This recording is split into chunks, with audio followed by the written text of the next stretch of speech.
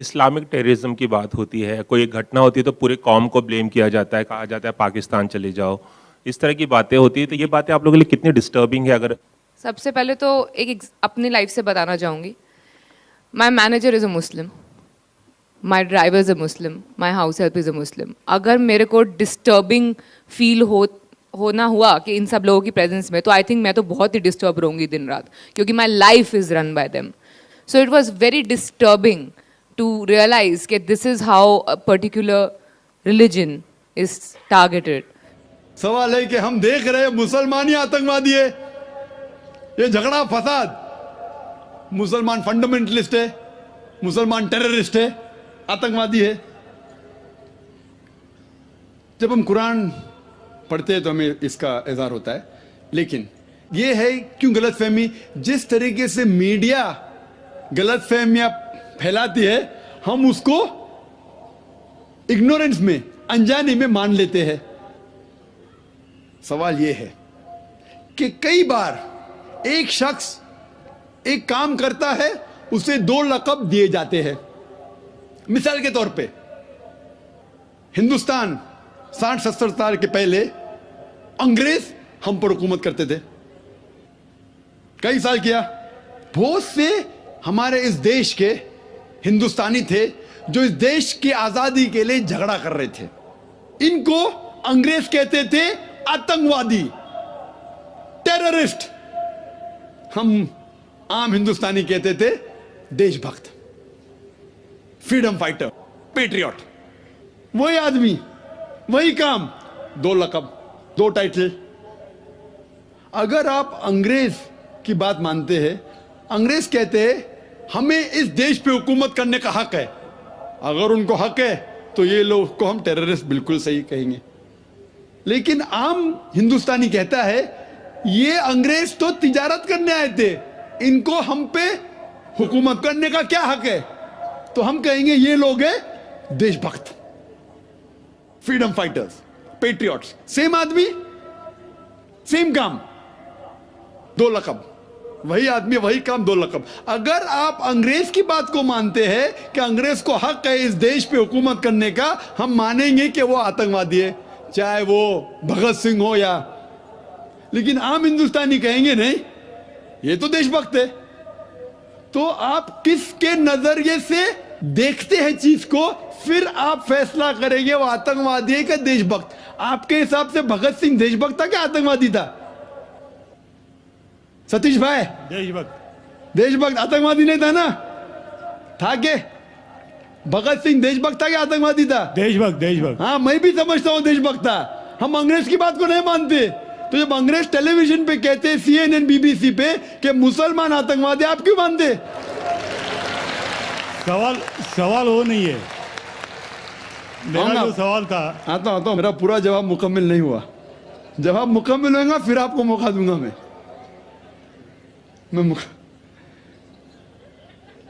Nelson Mandela, old south African government जो थी, सफेद हुकूमत, वो नेल्सन मंडेला को टेररिस्ट नंबर 1 कहती थी। उसे अरेस्ट करके रॉबिन आइलैंड में 25 साल के लिए कैद कर दी। Terrorist number 1। जब नई हुकूमत आती है उसे छोड़ देती है, उसे प्रेसिडेंट बनाती है, टेररिस्ट बन जाता है प्रेसिडेंट। चंद साल बाद उसे नोबेल प्राइज फॉर पीस मिलता है। वही आदमी, वही काम। ऐसा नहीं कि पहले वो गलत काम किया, फिर अच्छा काम किया, फिर उसको अवार्ड मिला। वही काम के लिए जो पहली गवर्नमेंट ने कही थी, सफेद गवर्नमेंट ने, कि वो टेररिस्ट है, आतंकवादी है, नोबेल प्राइज कमेटी ने उसे नोबेल प्राइज दिया फॉर पीस, अमन के लिए। हैरत की बात है, जो आदमी आतंकवादी है उसको मिलता है नोबेल प्राइज फॉर पीस। जो आदमी का पावर है, जो आदमी वो कहता है, लोग उसकी बात को मान लेते हैं इग्नोरेंस के अंदर, अनजानी में। लेकिन कुरान कहता है सूरह इसरा में, सूरह नंबर 17 आयत नंबर 81 में, वकुल जाल हक वज़ाक़ल बातिल इन्नल बातिल काना ज़हूक़ा। जब हक बातिल से टकराती है, बातिल का सर्वनाश हो जाता है। ब्रिटिशर्स अमेरिकन के ऊपर हुकूमत करते थे। अमेरिकन रेवोल्यूशन हुआ 18 सदी में। ब्रिटिशर्स कहते थे, मैं लंदन गया था 2 महीने पहले, वापस से जाऊंगा 2 हफ्ते बाद। वो बॉम्ब ब्लास्ट हुआ था ना, बॉम्ब ब्लास्ट हुआ था, पता है, 7 जुलाई को। तो लोग आए थे, खराब है, मैं भी बोला ठीक है खराब है। तो वहाँ टोनी ब्लेयर आने वाले थे, वक्त नहीं मिला तो अपने चीफ ऑफ पुलिस को भेजे, बाद में मेयर आए थे। तो मैंने उनसे पूछा, आपकी देश, इस देश ब्रिटिश गवर्नमेंट जब हुकूमत कर रही थी अमेरिकन गवर्नमेंट पे 18 सदी में, वो जॉर्ज वॉशिंगटन और बेंजामिन फ्रैंकलिन को टेररिस्ट नंबर 1 कहते थे, टेररिस्ट। उसके बाद जॉर्ज वॉशिंगटन बन जाता है प्रेसिडेंट ऑफ यूएसए, टेररिस्ट बन जाता है प्रेसिडेंट ऑफ यूएसए। वो गॉडफादर है, गुरु है किसका? जॉर्ज बुश का भी, ठीक है ना, जॉर्ज बुश का गुरु है। वो जो आतंकवादी आप कहते थे उसके शागिर्द के दोस्त भी आप है। क्या बात है, आपका नजरिया क्यों बदल रहा है? आप कहते थे टेररिस्ट चंद सदी पहले, अभी आप उनके दोस्त थे। तो हमें यह तहकीक करना चाहिए कि क्यों उसको वो लक़ब मिला। अगर जो 11 सितंबर को हुआ था न्यूयॉर्क के अंदर, आप जो कह रहे ना मुसलमान मुसलमान, उसके ऊपर जवाब तो अभी आ रहा है। ये तो खाली वो स्टार्टर्स बोलते ना, स्टार्टर्स, सूप पीते पहले तो जरा बराबर खाना खत्म होता है, मेन मील तो अभी है। मुझे एक शख्स ने पूछा था जब मैं ऑस्ट्रेलिया गया था और इंग्लैंड के अंदर भी, doctor Zakir Naik, do you consider bin Laden to be a terrorist? क्या आप बिन लादेन को टेररिस्ट मानते हैं? तो मैंने कहा, भाई मैं बिन लादेन को जानता नहीं हूं, मैं यही नहीं कह सकता हूं वो टेररिस्ट है क्या नहीं, अच्छा है क्या बुरा, मैं नहीं जानता हूं। कुरान में लिखा है सूरह हुजुरात में सूरह नंबर 49 आयत नंबर 6 में कि जब भी कोई बात कोई कहता है पहला तहकीक करो फिर दूसरे तक पहुंचाओ। अगर मैं CNN और BBC की बात मानूं तो मुझे कहने पड़ेगा कि बिन लादेन टेररिस्ट है, लेकिन मैं क्यों मानूं बात उनकी? क्योंकि मैं आदमी हूं जो घूमता हूं मीडिया में, जानता हूं माशाल्लाह। तो मैं कहता हूं ना बिन लादेन मेरा दोस्त है ना मेरा दुश्मन है, मैं नहीं जानता हूं। लेकिन अब ये मुझे पूछना चाहते हैं टेररिस्ट नंबर 1 कौन है? तो ये तो जानता हूं मैं, CNN जो अमेरिकन चैनल है, जॉर्ज बुश उसका प्रेसिडेंट है, गर्व से कहता है कि हमने हजारों अफगानिस्तान लोग को बम गिराए, कत्ल किए, इराक में हजारों का कत्ल किया, ठीक है। मान भी लो बहस के तौर पे बिन लादेन ने किया, मान लो, मैं नहीं कहता हूं, मान लो बिन लादेन ने किया कि 11 सितंबर को ट्विन टावर को अटैक किया और 3000 या 5000 लोग मरे। लेकिन अगर 3 या 4000 लोग मरे, 5000 लोग मरे, उसका यह मतलब नहीं होता है कि आप उससे डबल लोग को अफगानिस्तान में मारे एक आदमी की वजह से। कर सकते? अरे बिन लादेन को पकड़ के मारो ना, अगर मानना है तो। अगर उसने किया, सबूत है तो सबूत पूछते अफगानिस्तान गवर्नमेंट ने, मरने कि सबूत क्या है, वो सबूत देता टोनी ब्लेयर को। है सबूत पूछ रहा अफगानिस्तान कि आप मुझे सबूत दो, सबूत क्या है तो हम उस पर तहकीक करेंगे, सजा देंगे उसको। वो सबूत देता मुशर्रफ को, पूछ रहा है आपका। किधर का इंसाफ है ये? किधर का इंसाफ है? प्लेन भेजते हजारों लोग का कत्ल किए अफगानिस्तान में, इराक में। मैंने कहा यूके में, ऑस्ट्रेलिया में, यहां भी अगर टेररिस्ट नंबर 1 है तो जॉर्ज बुश है।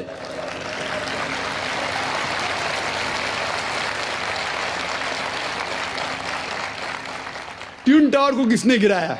CIA, FBI का क्या बजट है? इन लोग गर्व से कहते हैं अगर परिंदा भी पेंटागन के ऊपर उड़ेगा तो हम पहचान सकते। एक हवाई जहाज 1.5 घंटे बाद आके उसमें ठोक देता है, उनको पता ही नहीं चलता है।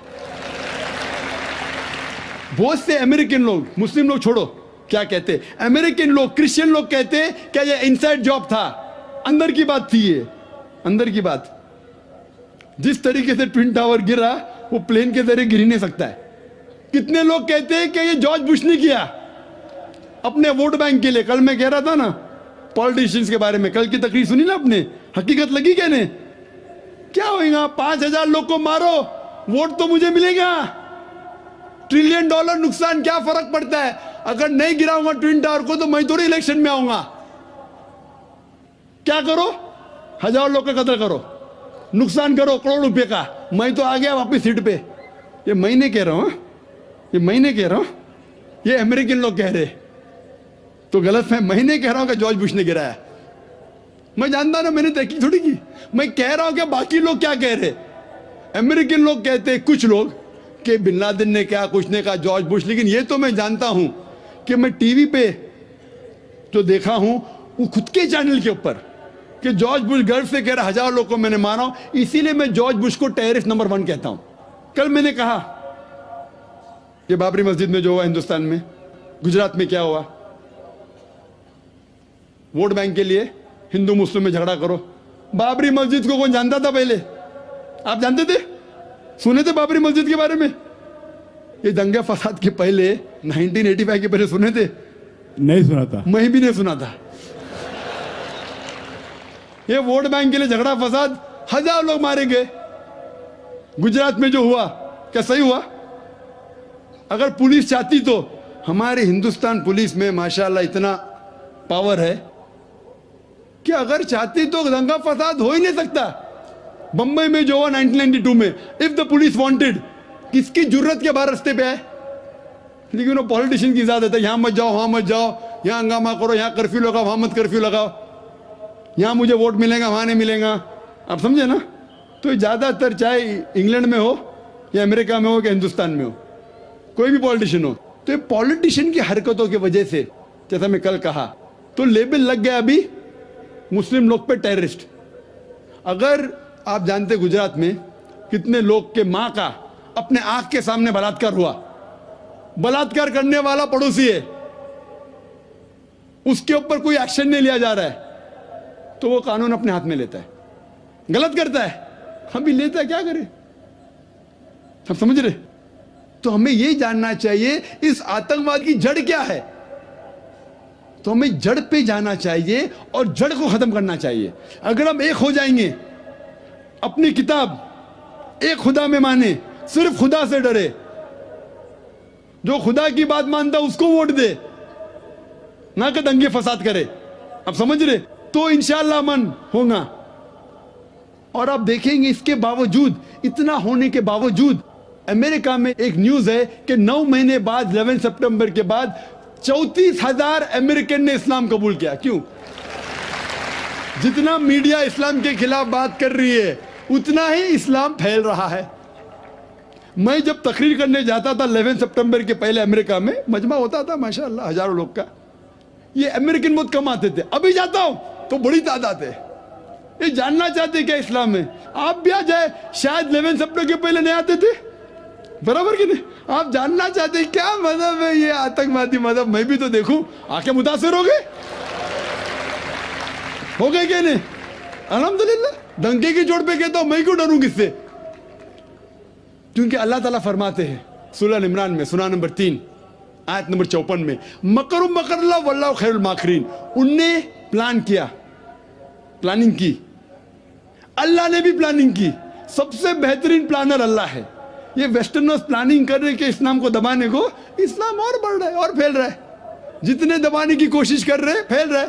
मीडिया कहती है कि इस्लाम में खवातीन के हुकूक नहीं है। 2/3 ऑफ द पीपल एक्सेप्टिंग इस्लाम, 66% के ऊपर जो लोग इस्लाम कबूल कर रहे हैं अमेरिका और यूरोप में, वो वुमेन है, औरतें। अगर औरतें को हुकूक हक नहीं मिलते इस्लाम में, तो ये अमेरिकन औरतें इस्लाम क्यों कबूल कर रहे, यूरोपियन औरतें क्यों कबूल कर रहे? क्योंकि इनको इस्लाम में जितने खराबी दुनिया में है उसका हल मिल रहा है।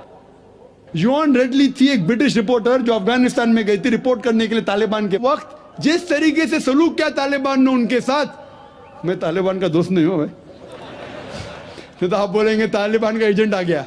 मैं ना बिन लादेन को जानता हूं ना कोई तालिबान को जानता हूं, हक की बात कहता हूं, डरता नहीं हूं। अगर ब्रिटिशर्स ने कहा कि भगत सिंह टेररिस्ट है, मैं उनके खिलाफ हूं, डरता नहीं हूं। तो योन रेडली ने इस्लाम कबूल किया, बाद में गई थी खिलाफ लिखने के लिए, मुतासिर हो गई, मुस्लिम बन गई। तो इसीलिए हमें हक की तहकीक करना चाहिए और हमें जो लोग हक के खिलाफ है उनके साथ जंग करना चाहिए, तभी इस दुनिया में अमन होगा।